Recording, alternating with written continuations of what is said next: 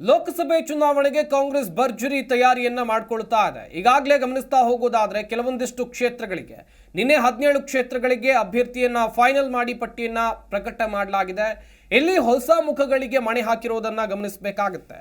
ಸದ್ಯ ಕಾಂಗ್ರೆಸ್ 17 ಕ್ಷೇತ್ರಗಳಿಗೆ ಸಂಬಂಧಿಸಿದಂತೆ ಅಭ್ಯರ್ಥಿಗಳ 2ನೇ ಪಟ್ಟಿಯನ್ನು ರಿಲೀಸ್ ಮಾಡಿದೆ.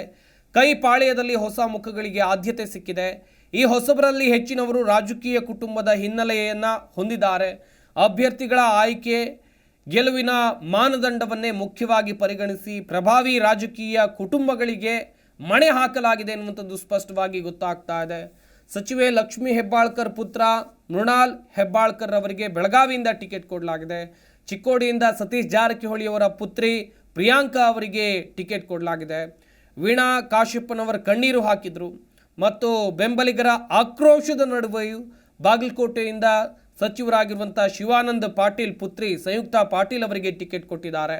ಅರಣ್ಯ ಸಚಿವ ಈಶ್ವರ್ ಖಂಡ್ರೆ ಅವರ ಪುತ್ರ ಸಾಗರ್ ಖಂಡ್ರೆಗೆ ಬೀದರ್ನಿಂದ ಟಿಕೆಟ್ ಕೊಟ್ಟಿದ್ದಾರೆ.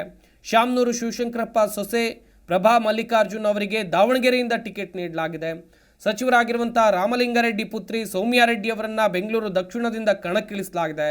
ರೆಹಮಾನ್ ಖಾನ್ ಪುತ್ರ ಮನ್ಸೂರ್ ಅಲಿ ಖಾನ್ಗೆ ಬೆಂಗಳೂರು ಸೆಂಟ್ರಲ್ನಿಂದ ಅವರು ಈ ಬಾರಿ ಸ್ಪರ್ಧೆಯನ್ನು ಮಾಡ್ತಾರೆ. ಎಐಸಿಸಿ ಅಧ್ಯಕ್ಷರಾಗಿರುವಂಥ ಮಲ್ಲಿಕಾರ್ಜುನ್ ಖರ್ಗೆ ಅವರ ಅಳಿಯ ರಾಧಾಕೃಷ್ಣ ಅವರಿಗೆ ಕಲಬುರಗಿಯಿಂದ ಟಿಕೆಟನ್ನು ಘೋಷಣೆ ಮಾಡಿದೆ ಕಾಂಗ್ರೆಸ್ ಪಕ್ಷ. ಸಿಎಂ ತವರು ಜಿಲ್ಲೆ ಮೈಸೂರಿನಿಂದ ಕೆಪಿಸಿಸಿ ವಕ್ತಾರ ಲಕ್ಷ್ಮಣ್ ಅಭ್ಯರ್ಥಿ ಆಗ್ತಾ ಇದ್ದಾರೆ. ರಾಯಚೂರು ST ಮೀಸಲು ಕ್ಷೇತ್ರ ಇದು, ಇಲ್ಲಿಗೂ ಕೂಡ ಟಿಕೆಟ್ ಘೋಷಣೆ ಮಾಡಲಾಗಿದೆ. ಇಲ್ಲಿಂದ ಜಿ ಕುಮಾರ್ ನಾಯಕ ನಿವೃತ್ತ IAS ಅಧಿಕಾರಿ ಇವರು ಮೊದಲ ಬಾರಿ ಚುನಾವಣೆಗೆ ಸ್ಪರ್ಧೆಯನ್ನು ಮಾಡ್ತಾ ಇದ್ದಾರೆ.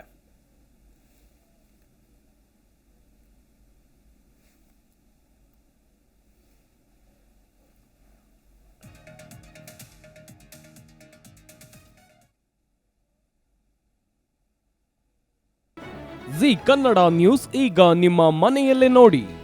ಎಲ್ಲ ಕೇಬಲ್ಗಳಲ್ಲಿ ಈಗ ಲಭ್ಯ.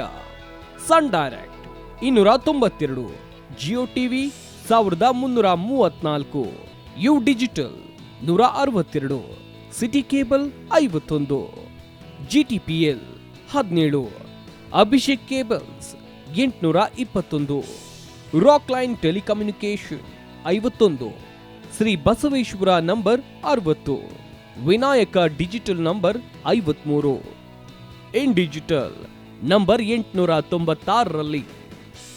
ನಿಮ್ಮಿಸ್ತದ ಜಿ ಕನ್ನಡ ನ್ಯೂಸ್ ನೋಡಿ ಆನಂದಿಸಿ.